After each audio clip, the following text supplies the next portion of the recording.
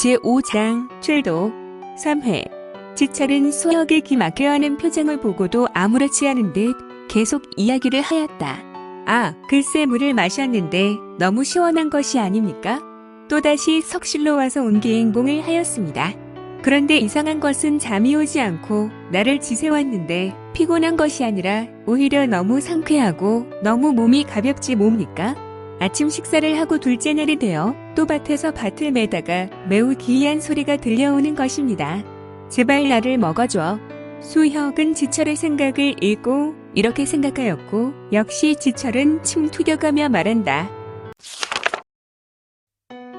제발 나를 먹어줘. 밭에 있는 영약들이 제게 이구동성으로 외치는 것입니다.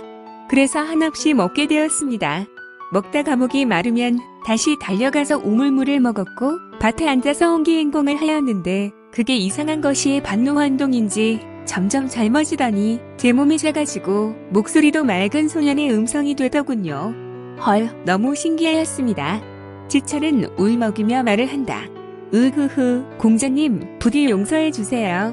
공자님의 명령에 절대 복종하지 못하였습니다. 한 번만 용서해 주시면 다시는 이러한 일은 없을 것입니다. 모든 사람이 지철이처럼 거짓말로 위기를 넘기려 할까? 수혁은 이렇게 생각하였다. 그는 연공실에서 눈을 감고 자신을 관조할 때 이미 지철의 행동을 다 알고 있었다. 지철의 생각과 마음도 모두 이미 알고 있는데 그러니 그의 행동은 오죽하겠는가? 그냥 지철의 핑계를 애교로 생각하고 있었다. 생각해봐라. 아무리 그림들이 현실에 튀어나온 현상이라도 어찌 사망이 말을 하고 각종 영약이 날 좀 먹어달라고 소리를 외칠 수 있겠는가? 뭐 수혁이 기로써 자연과 대화하고 소통하며 뭐든 할 수 있으니 수혁은 할 수 있을지 혹시 아나? 하지만 앞에 있는 지철은 그냥 뛰어난 무인일 뿐이다. 아무튼 수혁은 눈을 감고 지철을 생각해 보았다. 그리고 잠시 뜸을 들이며 말한다. 내게는 두 번이 없어 지철 신장, 이를 명심하게. 내게는 심장이 필요 없지만 세가의 규칙을 내 할아버지께서 정했을 것이고 난 이를 존중할 뿐이야. 할아버진 내가 같이 있을 때 무조건 내 의견에 따르셨지. 내가 지금 너를 버리고 하산한다고 하여도 할아버지께서 지금 살아계셔도 무슨 말씀을 하시지 않을 것이다. 다시는 이런 일이 없도록 하게. 다시 말하지만 두 번은 없어. 특히 신장은 말이야. 아이고 천지신명이여 감사합니다. 공자님 정말 감사합니다. 지철은 얼른 손을 내리고 무릎을 일으켜서 비록 짧은 거리지만 복밥으로 냉큼 다가온다.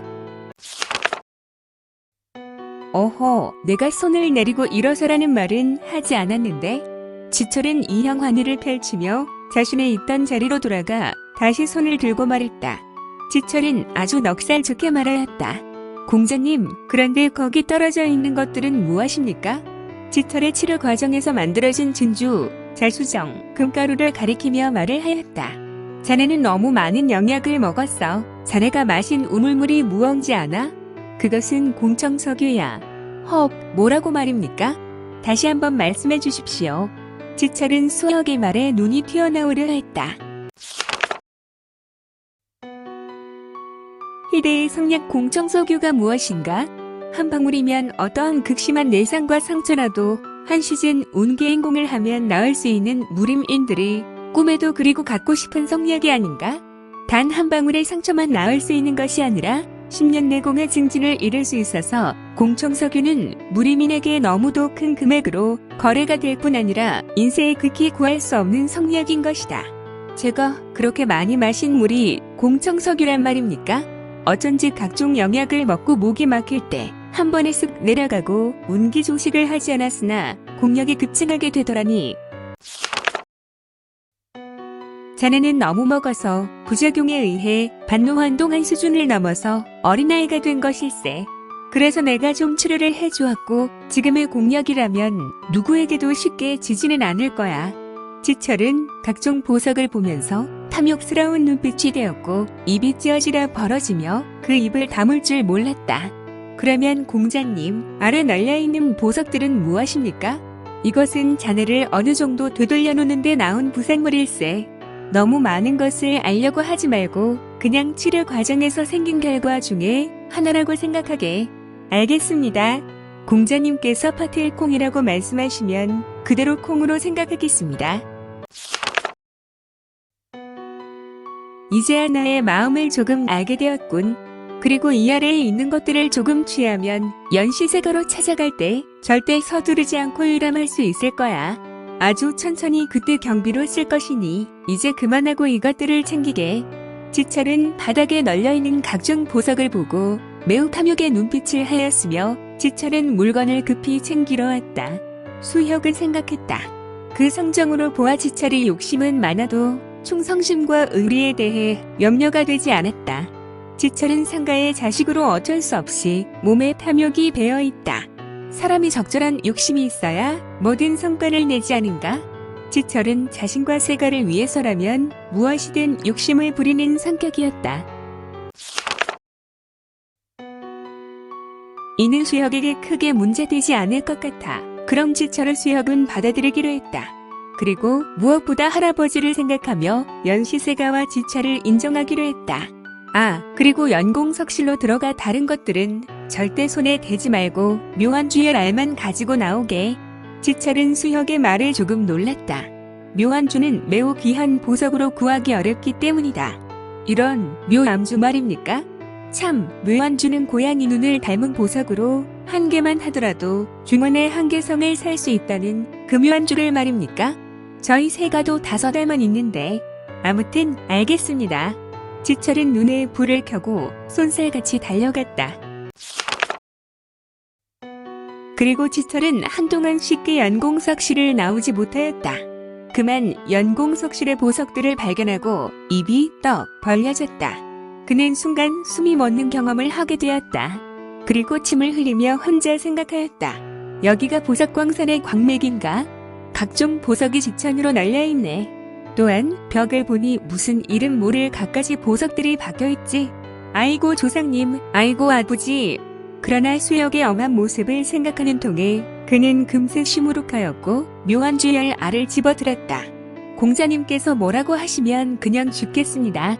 아이고 조상님 저를 왜 이렇게 탐욕스러운 죄로 태어나게 하셨나요? 지철은 이렇게 자답하며 묘한주 2알을 더 짚어 가슴 속으로 갈무리한다. 수혁은 지철의 행동을 이미 알고 있다.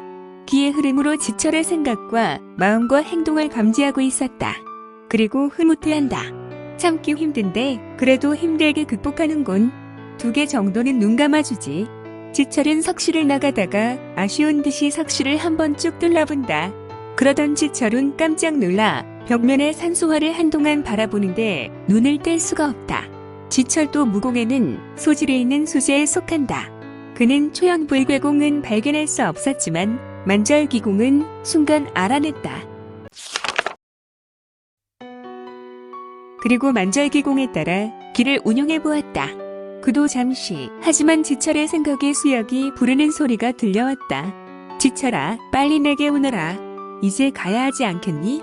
지철은 깜짝 놀라 정신을 차린다. 그리고 고개를 흔들며 혼잣말을 한다.